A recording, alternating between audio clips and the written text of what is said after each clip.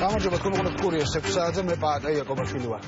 კამპანიაში ეს შენ გეხება ისევ გვისმენენ ჩართული არასამთავრობო ორგანიზაციების სამართალდამცავ ორგანოებს მოუწოდებენ დაუყოვნებლივ დაიწყონ ჟურნალისტის საჯარო განცხადების საფუძველზე გამოძიება და თუ ადგილი ჰქონდა უკანონო თვალთვალსა და მიყურადებას დამნაშავეები გამოავლინონ. წინააღმდეგ შემთხვევაში ხელისუფლებას დაეკისრება პოლიტიკური პასუხისგებლობა ქვეყანაში ჟურნალისტური საქმიანობისა და ოპოზიციური პოლიტიკური საქმიანობის გამო მოქალაქეების თვალთვალსა და მათზე განხორციელებულ ზეწოლაზე. ნათქვამია არასამთავრობოების განცხადებაში, რომელიც სულ ცოტა ხნის წინ გავრცელდა. მარიამ გაფრინდაშვილი, ჩვენი ჟურნალისტი, მუშაობს ამ თემაზე. მარიამ, კიდევ რა განცხადებები კეთდება სამოქალაქო ორგანიზაციებში?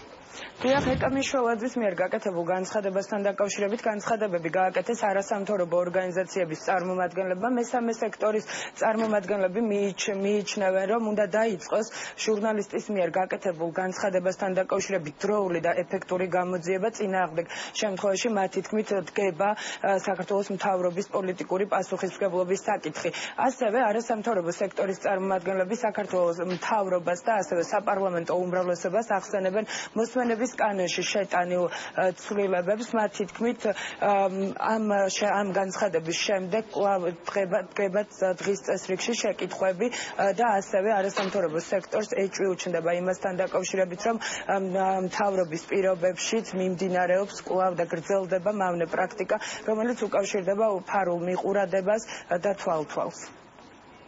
სრულიად საკმარისია ეს ინფორმაცია იმისთვის, რომ სამართალდამცავ ორგანოებმა დაიწყონ გამოძიება, შეისწავლონ ეს საკითხი, გამოიკვლიონ ყველა ფაქტობრივი გარემოება, ასე ვთქვათ, და მიეცეს საქმის მსვლელობა. შემდეგ უკვე შეგვიძლია ვისაუბროთ, რომ ადგილი ჰქონდა რაიმე კონკრეტულ ან რომელიმე კონკრეტულ დანაშაულს. მთელი წლის მანძილზე ქონდა ძალიან აქტიური კამპანია, სწორედ იმ უკანონო მოსმენების თვალთვალის თუ პირადი ცხოვრების ხელყოფასთან დაკავშირებული პრობლემების, რაც წლების განმავლობაში იყო დამკვიდრებული პრაქტიკა საქართველოში და რაც არ შეიცვალა ახალი ხელისუფლების პირობებშიც, თუმცა მაშინ ხელისუფლება გვეუბნებოდა, რომ ეს პრაქტიკა არ გრძელდება.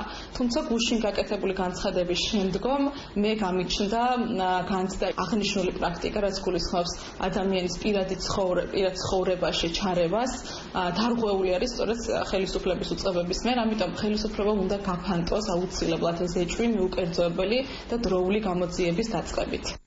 მე შეგახსენებთ, რომ ეკამიშველაძემ განცხადება იმის შესახებ, რომ მასზე და ოპოზიციური პარტიის ერთ-ერთ ლიდერზე ალექსი პეტრიაშვილზე მიმდინარეობდა სპეცსამსახურების მიერ თვალთვალი. გუშინ გადაცემა არჩევანის ეთერში გააკეთა. დიდი მადლობა.